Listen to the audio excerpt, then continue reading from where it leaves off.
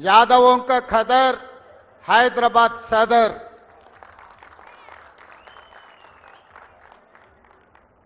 ఈ ప్రాంతంలో ఈనాడు కాదు ఆనాడు యాదవ రాజులు పరిపాలన సాగించినప్పటి నుంచి యాదవుల యొక్క ప్రాధాన్యత హైదరాబాద్ రాష్ట్రంలో ఆనాడు నిజాం ఏలిన కులీ కుతుబ్ షాయిలు ఏలిన ఉమ్మడి రాష్ట్రంలో పరిపాలన సాగిన ఈనాడు తెలంగాణ రాష్ట్రంలో యాదవులకు ఉన్న ప్రత్యేకత నమ్మకం విశ్వాసం।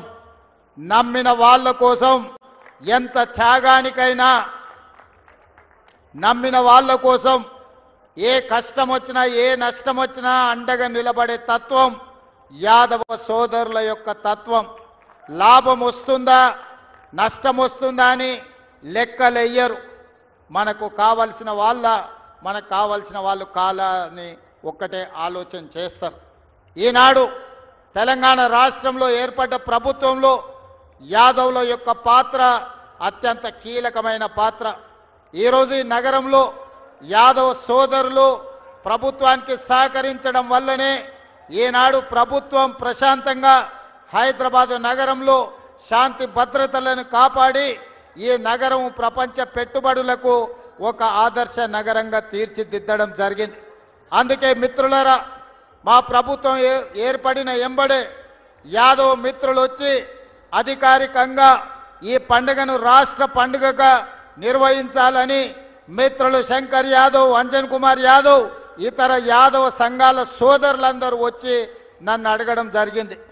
నాకు ఆశ్చర్యం అనిపించింది। తెలంగాణ రాష్ట్రం వచ్చి 10 సంవత్సరాలైనా సదర్ను రాష్ట్ర ఉత్సవంగా ఎందుకు నిర్వహించలేదో నాకు అర్థం కాలే।